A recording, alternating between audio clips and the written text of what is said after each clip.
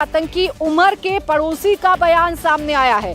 उमर ऐसा करेगा ये यकीन नहीं होता।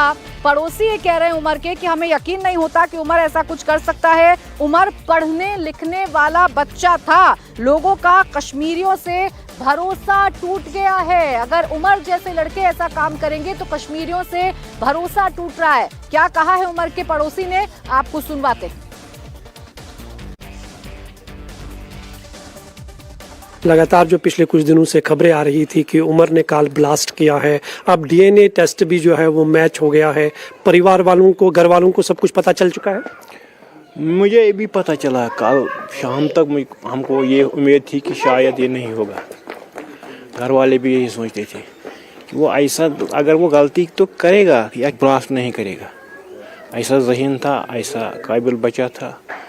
तो जब इस वक्त मैंने घर में अभी सुना, अभी यहाँ इनके साथ मिला नहीं, कि उसका डीएनए टेस्ट आ गया, तो घर में ही मेरी कमर टूट गई कि ये किस तरह सच है। कि बचपन से जानता हूँ इसको, कितना काबिल बच्चा था ये। तो काल तक मैं, इस वक्त तक भी मुझे ये ख्याल है कि ये नहीं करेगा।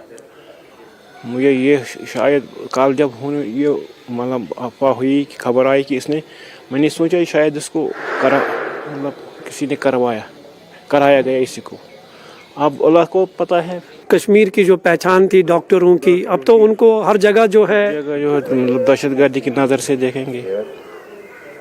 आपको लगता है जो कुछ हुआ अच्छा नहीं हुआ, गलत हुआ, इतने लोग मारे गए? नहीं, ये तो गलत ही, ये पता है गलत काम तो गलत ही काम है, मगर इसके बारे में हम परेशान हैं।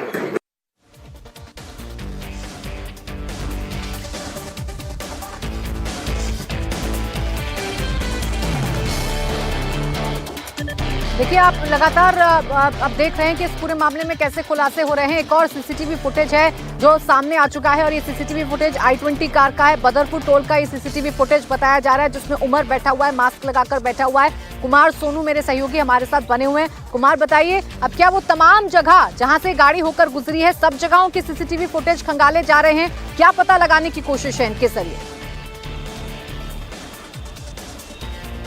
देखिए, एक बात जरूर साफ हुई है सीसीटीवी से कि टोल प्लाजा पर जैसे ही उमर मोहम्मद जो है I-20 कार लेकर पहुंचा, तो प्राची वो कैमरों की तरफ भी देख रहा है, यानी उसकी निगाहें जो है सीसीटीवी कैमरों की तरफ भी है। इसके बाद वो कैश पैसा देकर जो है जो टोल की फीस है वो देकर वहां से निकलता है, यानी कि वो फास्टैग उस गाड़ी पर नहीं लगा हुआ था। इसके बाद वो आगे बढ़ता है और उसके बाद जो पूरा रूट है उससे होते हुए वो लाल किला पहुंचता है। तो ये पूरा सीसीटीवी जो है अब नया आया है, जिसमें वो साफ तस्वीर देखी जा सकती है, जिसमें उमर मोहम्मद जो है वो I-20 कार विस्फोटक से भरी हुई लेकर निकल रहा है। जी प्राची।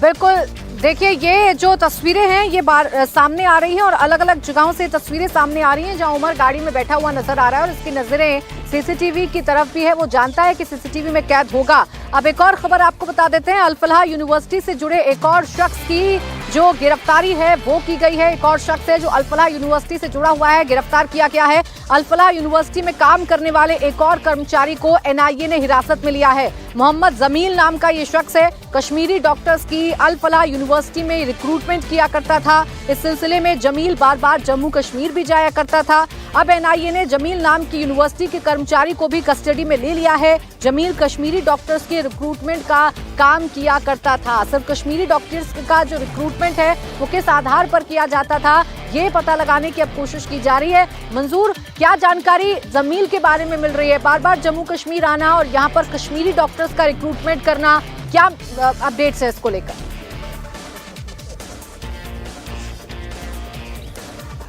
देखिए, जम्मू कश्मीर पुलिस ने अब तक कहीं डॉक्टरों को डिटेन किया है और उससे ही ये जानकारी मिल रही है कि कौन कौन इस टेरर मॉड्यूल में जो है जुड़ा हुआ है। और जो जमील डॉक्टर बताए जा रहे हैं उसका भी कहीं ना कहीं जो है सीधा लिंक जो है इस टेरर मॉड्यूल से जुड़ा हुआ है। और जो सूत्रों से जानकारी मिल रही है उसके मुताबिक उसने कहीं डॉक्टरों से जो है इस पूरे टेरर मॉड्यूल के बारे में जानकारी दी थी और अपने साथ जुड़ने के लिए बात कही थी। और यही कारण थे कि वो बार बार कश्मीर आते थे। ये हमें सूत्रों से जानकारी मिल रही है। यही कारण है कि अब तक जितनी ज़्यादा छानबीन हुई है या जितने ज़्यादा रेड्स हुए हैं वो डॉक्टर्स के घरों पर हुई है जो कश्मीर से बाहर जॉब कर रहे हैं, या बहुत सारे ऐसे स्टूडेंट्स हैं जो कश्मीर से बाहर है, जो साउथ कश्मीर से ज़्यादा है, उनके घरों पर इस तरह की रेड जो है लगातार जारी है।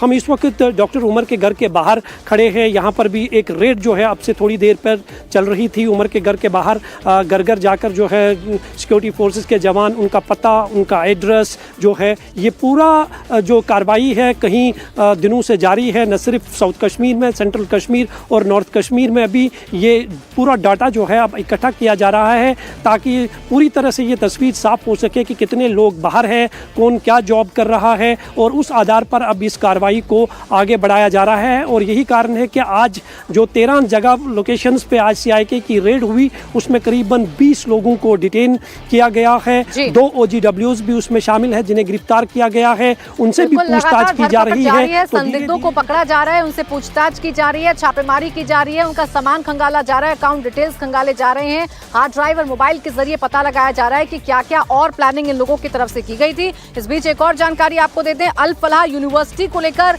तो आप लगातार देख ही रहे हैं कि वहां लगातार छानबीन हो रही है। एक और यूनिवर्सिटी है जिस पर नजर है जांच एजेंसियों को, और ये यूनिवर्सिटी लखनऊ की बताई जा रही है। लखनऊ की इंटीग्रल यूनिवर्सिटी पर पुलिस की नजर है। इंटीग्रल यूनिवर्सिटी में डॉक्टर था परवेज अंसारी। बम धमाके के 7 दिन पहले परवेज ने इस यूनिवर्सिटी से इस्तीफा दे दिया था। परवेज का इस्तीफा देना साजिश का हिस्सा था, ऐसा सूत्र बता रहे हैं।